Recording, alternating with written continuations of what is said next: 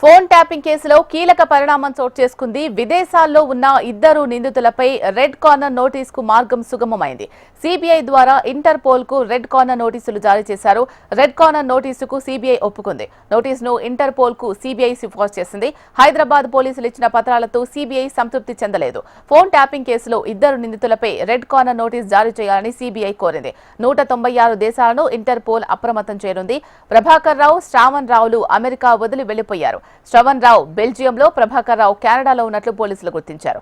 Red corner నోటీసులతో వారిని ఇండియాకు రప్పించే chance ఉంది.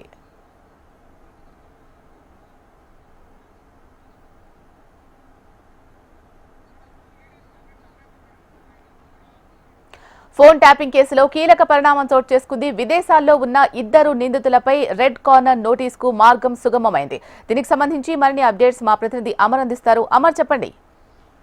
ఇలా ఫోన్ టాపింగ్ కేసులో మరో కీలక పరిణామం చోటు చేసుకుంది. మొదటి నుంచి కూడా తెలంగాణ పోలీసులు రెడ్ కార్నర్ ఇచ్చేందుకు దీనికి సంబంధించిన ఆపరేషన్స్ అన్ని చేస్తా ఉన్నారు. అయితే విదేశాల్లో ఉన్నటువంటి ఇద్దరు నిందితులు ప్రభాకర్ రావు, శ్రావణ్ రావు ఇద్దరు నిందితులకు సంబంధించి రెడ్ కార్నర్ నోటీస్ కి సంబంధించి మార్గం సుగమమైందని చెప్పుకోవచ్చు. అయితే గత 2-3 నెలల నుంచి రెడ్ కార్నర్ సమయానికి దాదాపు సిబిఐ ద్వారా ఇంటర్పోల్ కి లేఖ కూడా రాశారు. ఆ తర్వాత ఇంటర్పోల్ కి చేరుకున్న ఈ రెడ్ కార్నర్ నోటీస్ సంబంధించిన పత్రాలు వాటన్నిటి కూడా రెడ్ కార్నర్ నోటీస్ కి ఇప్పటికే సిబిఐ ఒప్పుకోవడం, ప్రభాకర్ రావు, శ్రావణ్ రావుపై ఈ రెడ్ కార్నర్ నోటీస్ ఇంటర్పోల్ కు సిఫార్సు సిబిఐ చేసింది. దీంతో మార్గం సుగమమైందని చెప్పుకోవచ్చు. అయితే హైదరాబాద్ పోలీసులు ఇప్పటికే ఇచ్చిన అన్ని పత్రాలతో సిబిఐ సంతృప్తి చెందింది.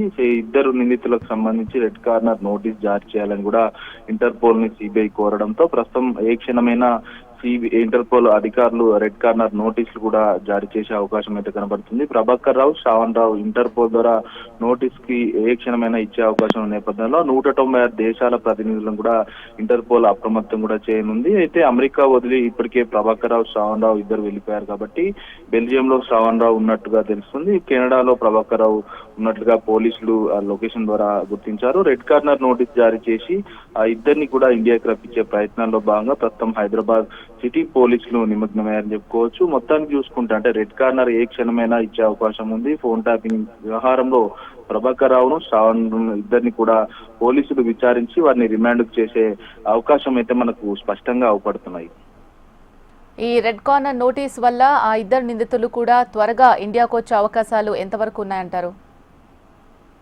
తప్పకుండా, ఎందుకంటే రెడ్ కార్నర్ నోటీస్ చేస్తే దేశాల్లో ఎక్కడున్నా కానీ పట్టుకొచ్చే అవకాశం ఉంటుంది. ఇంటర్పోల్ ద్వారా సమాచారం అందిన వెంటనే ఇటు ఆ లోకల్ పోలీసులు ఎవరైతే ఉంటారో ఆ దేశానికి సంబంధించిన కెనడాకు సంబంధించిన పోలీసులు కావచ్చు, బెల్జియం సంబంధించిన పోలీసులు అంతా కూడా అలర్ట్ అవుతారు. ఆ తర్వాత ప్రభాకర్ రావు, శ్రావణ్ రావు ఉన్న లొకేషన్స్, వారి పాస్పోర్ట్స్ ని కూడా సీజ్ చేశారు. వెంటనే వారిని ఇండియాకి కూడా రెడ్ కార్నర్ నోటీస్ ద్వారా ఇండియాకి కూడా తరలిస్తారు. అయితే సిటీ పోలీసులు కూడా అక్కడికి చేరుకొని వారి లొకేషన్స్ గుర్తిస్తారు. ఆ తర్వాత ప్రభాకర్ రావును, శ్రావణ్ రావును ఇద్దరిని కూడా ఇండియాకి రప్పించే ప్రయత్నంలో భాగంగా హైదరాబాద్ సిటీ పోలీసులు నిమగ్నమయ్యారని చెప్పుకోవచ్చు. ఎందుకంటే ఫోన్ ట్యాపింగ్ వ్యవహారంలో ప్రభాకర్ రావు చీఫ్ గా ఉన్నాడు.